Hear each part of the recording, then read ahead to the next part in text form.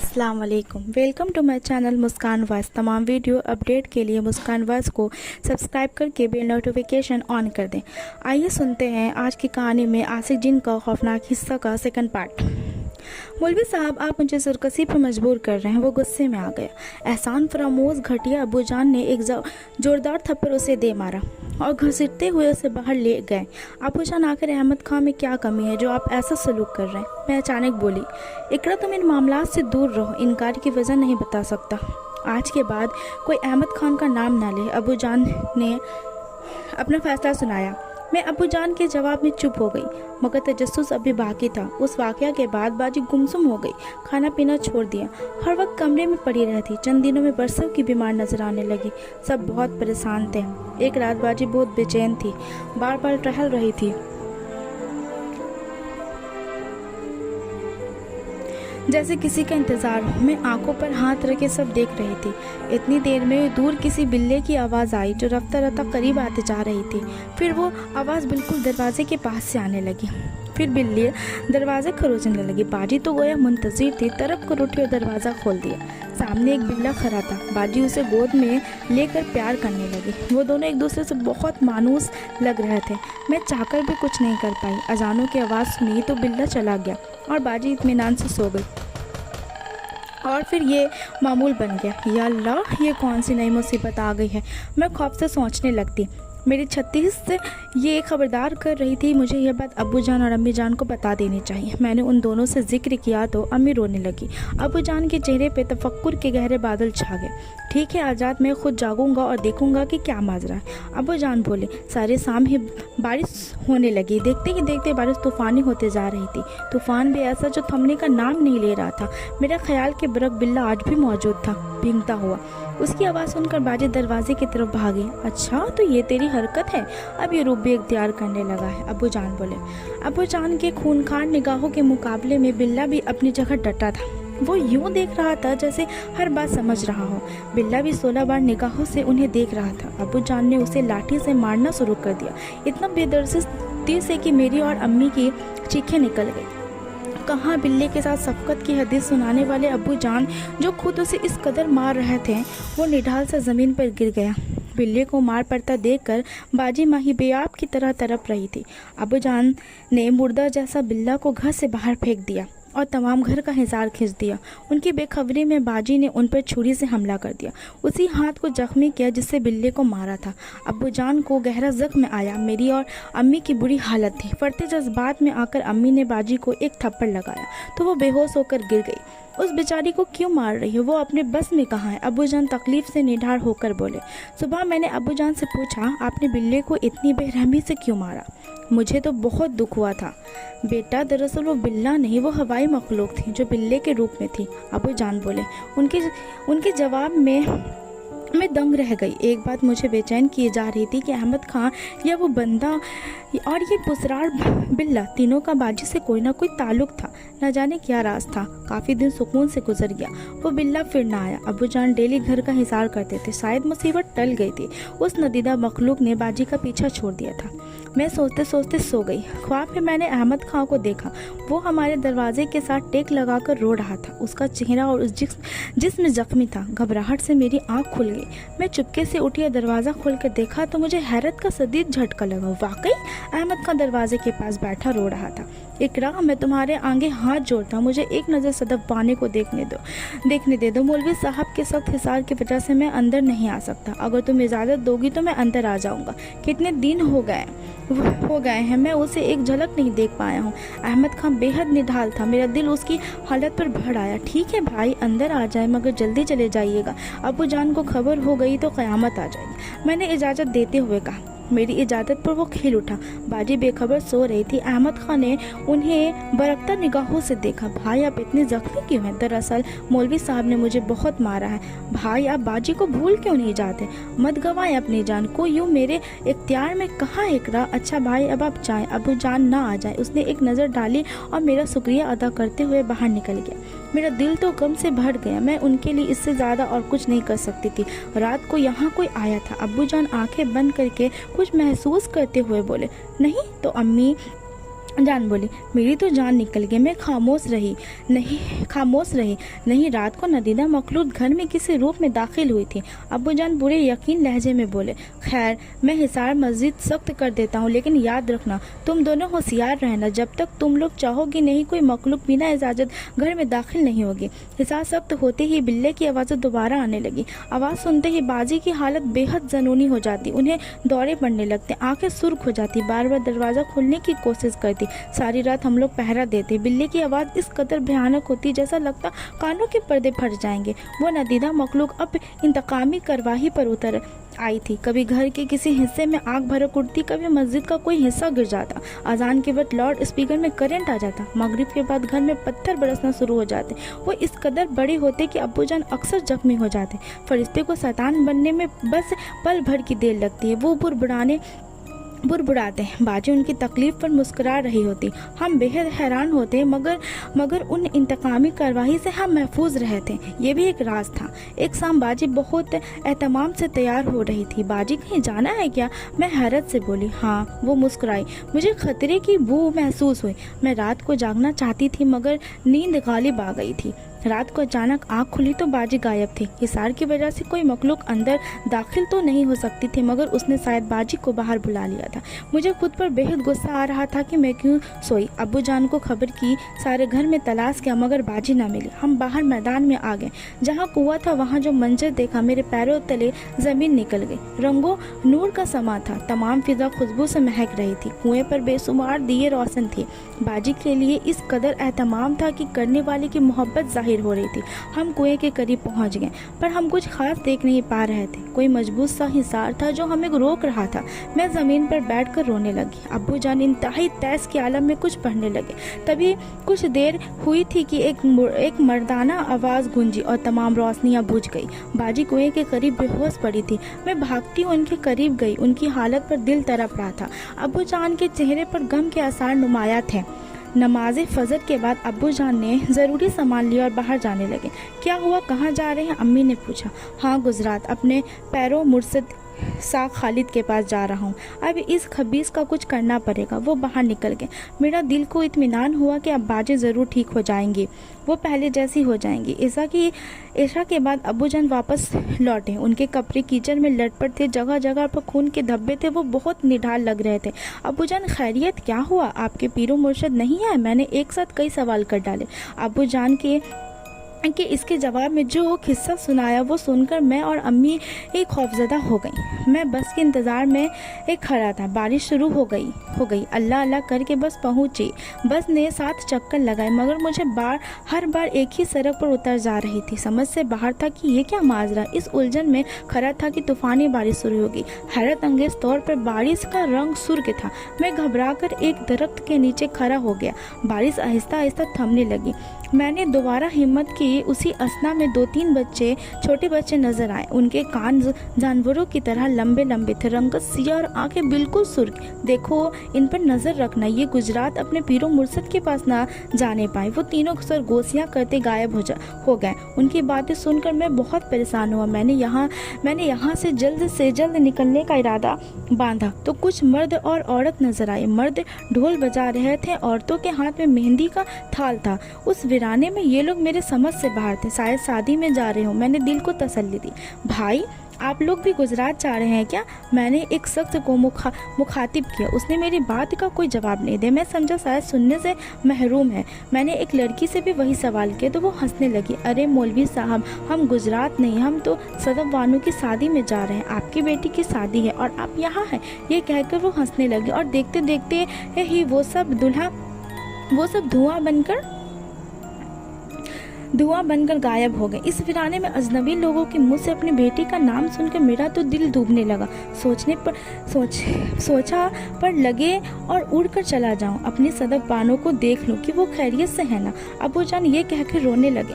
मेरी और अम्मी की आंखों में आंसू आ गए। ये तो मुझे अंदाजा हो गया था कि मैं किसी शैतानी चक्कर में फंस गया हूँ। ये मुझे हरगिज हरगिज़ शाह खालिद साहब से मिलने नहीं देंगे। अब्बूजान दोबारा गोया हुए। मैं थक हार के वापसी के लिए खड़ा हुआ तो एक 70 साल सख्त आता दिखाई दिया। उसकी कमर झुकी हुई थी और हाथ में लाठी पकड़े वो मेरी तरफ आ रहा था। मैं उसे शैतानी मखलूक समझ रहा था, मगर उसका नूरानी चेहरा दिल को तसल्ली दे रहा था। परेशान हो बेटा, बेटी के लिए, उन्होंने मुझे मुखातिब किया। मैं बेहद हैरान हुआ कि वो मेरे बगैर कहे दिल की बात जान गए। उसके ऊपर बहुत सख्त चीज़ का कब्जा है, उसको काबू करना तुम्हारे बस की बात नहीं। ये लो पकड़ो। उन्होंने एक तावीज़ मेरी तरफ बढ़ाया और कहा कि गले में डाल देना, वो ठीक हो जाएगी। ये कहकर वो बुजुर्ग गायब हो गए। अब्बूजान इतना कहकर खामोश हो गए। इकरा ये सदफ बानो के गले में डाल दो, अब्बूजान निढाल लहजे में बोले। तावीज़ पहनने के 2 दिन बाद तक बाजी बिल्कुल ठीक रही। हम समझे मुसीबत टल गई, मगर ये हमारी गलत फहमी थी। बाजी दोबारा रातों को गायब होने लगी। उस नदीदा मखलूक ने कुछ इस कदर चक्कर चलाया था कि बाजी बेचैन रहने लगी थी। उस तावीज़ का तो बाजी को कुछ फ़ायदा नहीं हुआ था, पर वो नादीदा मखलूक उठा रही थी। ये भी एक अहम बात थी। अब सारे इलाके में ये बात फैल गई कि मौलवी की बेटी पर हवाई मखलूक का कब्जा है। हर सुबह कुएं के करीब बेहोश पड़ी मिलती है। अब्बूजान ने घर से बाहर निकलना बंद कर दिया। वो हरदम रोते रहते। उनके रोने में एक बेबसी सी थी कि वो अपनी बेटी को बचा नहीं पा रहे हैं। वो सजदों में गिड़गिड़ाते रहते और अहमद खां को खूब कोसते हैं और बददुआ देते। मौलवी साहब, एक तो हमारी बेटी मुसीबत में है और आप इस गरीब को बददुआ देते रहते हैं। आप अगर मान जाते तो हमारी बेटी अपने घर में एक खुशबू खुर्रम होती। अच्छा भला लड़का था अहमद खां। मुझे तो लगता है कि उसकी आह लग गई है। आपने किस कदर उसे बेइज्जत करके निकाला था। अम्मी जान बेटी की तकलीफ पर फट पड़ी। अबू जान जवाब में बिल्कुल खामोश रहे। मुझे लगा शायद वो भी पछता रहे हैं। चांद की आखिरी तारीख चल रही थी। बाजी बिल्कुल ही होश से बेगाना हो गई थी। एक सुबह मेरी आँख खुली तो कमरे में इंतहाई दिलफरेब महक रची बसी थी। पूरा कमरा महक रहा था। कमरे की मध्यम रोशनी में मुझे अंदाजा हो रहा था कि बाजी बेखबर सो रही है। मैं उनके करीब गई। खुशबू बाजी के वजूद से आ रही थी। मैं भागकर उनके करीब गई तो देखा कि बाजी के हाथों और पैरों पर इस कदर खूबसूरत मेहंदी लगी हुई है और उसके खुशबू आम मेहंदी से बिल्कुल अलग था। बाजी की दुधिया हाथों में मेहंदी बेहद सज रही थी। बाजी ये मेहंदी क्यों लगाई है? मैंने उन्हें जगाने की कोशिश की मगर वो बेहद गहरी नींद में थी। मैंने अम्मी को बुलाकर लाई तो अम्मी घबरा कर रोने लगी। अब्बू जान भी घबराते हुए चले आए। सदफ बानो, ये मेहंदी किसने लगाई है? वो बहुत मोहब्बत से पूछ रहे थे। काफ़ी देर बाद बाजी ने आंखें खोली। अपने हाथ पैर को देखकर मुस्कुराने लगी। अब्बू जान, रात को कुछ लड़कियां आई थी। उन्होंने मुझे मेहंदी लगाई और कहा इस चांद की पहली तारीख को मेरी शादी है। बाजी मदहोशी में बोली। ये सुनकर हम लोग तो दंग रह गए। वह नदीदा मखलूक कितना आराम से हमारी बाजी को हम लोग से दूर कर रही थी और हम बेबस थे। अब्बू जान, बाजी को बचा ले। मैं रोते हुए इनके सीने से लग गई। अब्बू जान इस वाकया के बाद बिल्कुल गुमसुम हो गए थे। रातों को भी जागते रहते, बेबसी से इस सहन में खड़े होकर चांद को देखते रहते। चांद का मुकम्मल होने में 2 दिन रह गए थे। अबू जान की बेचैनी उरूस पे थी। उन्होंने मगरिब की नमाज अदा कर जल्दी घर आ गए। बावर्ची खाना में देखकर मैं भी उनके पीछे गई। वो कुछ ढूंढ रहे थे। वो बाहर निकले तो देखा कि उनके हाथ में छुरी थी। उनकी नज़र मुझ पर नहीं पड़ी थी। वो बाजी के कमरे के तरफ चल पड़े। मैं समझी कि वो शायद कोई अमल कर रहे हैं। मैं भी खामोशी से उनके पीछे चल पड़ी। या अल्लाह, मुझे माफ़ कर देना। वो छत पर की तरफ देखकर बोले। मैं चुपचाप खड़ी एक बाप की बेबसी देख रही थी। उन्होंने कंधों पर पड़े रुमाल से अपने आंसू साफ किए और बाजी के करीब पहुंच गए। बाजी बेखबर सो रही थी। अब्बू जान ने उनके पेशानी चूमे और गर्दन पर छुरी चलाने लगे थे कि मैंने भागकर उनके हाथ पकड़ लिए। अब्बू जान, आप ये क्या कर रहे हैं? मैंने रोते हुए उनके हाथ से छुरी छीन ली तो क्या करूं? मेरे लिए बेटी को कब्र में उतारना आसान है मगर उस बाबक्त जिन के हवाले के कैसे करूं? अब्बू जान ये कहकर तरफ कर रोने लगे। उनकी बेबसी पर मेरा दिल कट रहा था। इसी असना में अम्मी अंदर आई। मौलवी साहब, मस्जिद से एक बच्चा आया है। कह रहा है पीरो मुर्शद खालिद साहब तशरीफ लाए हैं और आपको बुला रहे हैं। अम्मी जान ने गोया मुर्दे में जान डाल दी। अब्बू जान मस्जिद की तरफ दौड़े। अब्बू जान घर आए तो पीरो मुर्शद उनके साथ थे। देखो मौलवी, घबराओ नहीं। हर तकलीफ के बाद राहत भी आती है। वो कादिर मसूद है ना, वही हमारी मदद करेगा। उन्होंने आसमान की तरफ इशारा करते हुए कहा। वो सहन में बैठकर पढ़ाई करने लगे। बाजी जो बेखबर सो रही थी खूनखार अंदाज में उठकर बैठ गई। उनकी हालत जनूनी हो रही थी। हम उनको मुश्किल से काबू कर रहे थे। शाह साहब मुसल्सल पढ़ाई कर रहे थे। कुछ देर गुजरी तो बिल्ली की आवाज़ सुनाई दी। यूं लगा जैसे शेर धार रहा हो। बिल्ली की आवाज़ पर बाजी की बेचैनी उरूज पर पहुंच गई। शाह साहब पढ़ाई करते करते रुक गए। वो कुछ निढाल दिखाई दे रहे थे। तकलीफ उनके चेहरे से दिख रही थी। क्या हुआ शाह साहब? अब्बूजान घबरा कर बोले। मौलवी, कोई रुकावट दरपेश आई है, बात नहीं बन रही। अब्बूजान उनकी बात सुनकर मायूस हो गए। अच्छा, मैं एक नज़र बच्ची को देखना चाहता हूँ। अब्बूजान उन्हें अंदर ले आए। शाह साहब की आमद पर बाजी की हालत पागलों जैसी हो रही थी। अच्छा नहीं कर रहे तुम? बाजी मर्दाना आवाज़ में बोली। अच्छा, तो ये भी उस खबीस की चाल है? शाह साहब ने कहते हुए बाजी के गले का तावीज़ उतारना चाहा तो बाजी ने उनका हाथ पकड़ लिया। शाह साहब ने कुछ पढ़कर फूका था। बाजी की पकड़ कुछ कमज़ोर पड़ी। शाह साहब ने तावीज़ सामने रख कर कुछ पढ़ाई शुरू की। चंद लम्हों में तावीज़ ने आग लग गई। थोड़ी देर बाद न जाने कहाँ से बिल्ला आता दिखाई दिया। वो खूनखार निगाहों से शाह साहब को देखता हुआ सामने बैठा। उसकी आंखें सुर्ख अंगारा हो रही थी। उसके अंदाज से लग रहा था कि इतनी आसानी से वो हार मानने वाला नहीं। उसकी ये तेवर देख कर शाह साहब जलाल में आ गए। पास पड़ी लोहे की एक चर पर कुछ पढ़कर फूका और कमर पर 2-3 बार इतनी जोर से मारा कि वो बिल्ला तकलीफ से बिलबिला उठा और इतनी दर्दनाक आवाज़ें मुंह से निकालता हुआ बेदम होकर ज़मीन पर गिर गया। असली शकल में आ, मुझे बात करनी है तुझसे। शाह साहब से छड़ से मारते हुए उसे कहा। उसने बामुश्किल आंखें खोलते हुए देखा और देखते ही देखते वो बिल्ला अहमद खां की शक्ल में आ गया। खौफ से मेरी और अम्मी की आंखें फटी की फटी रह गई। कितना रूप धारेगा, असलियत तो नहीं बदल सकेगा, शाह साहब बोले। अहमद खां तकलीफ की शिद्दत से करहा रहा था। उसकी कमर से खून बह रहा था मगर आंखों से रिटाई झलक रही थी। मैं हैरत के आलम में उसे देखती रही। इतनी रूप धरने वाला अहमद खां कौन था? एहसान फरामोश, शर्म नहीं आती तुझे अपने उस्ताद को इतनी तकलीफ देते हुए? शाह साहब गजबनाक होकर बोले। मोहब्बत ने मुझे मजबूर कर दिया है, वरना मैं उन्हें तकलीफ ना देता। ये मोहब्बत है तेरी? क्या हाल कर दिया है तूने उस बच्ची का? अंदाजा है तुझे उसकी तकलीफ का? ये मोहब्बत तो नहीं है, खुदगर्जी है, खुदगर्जी जिसने तुझे इतना सर्कस बना दिया है। शाह साहब बोले।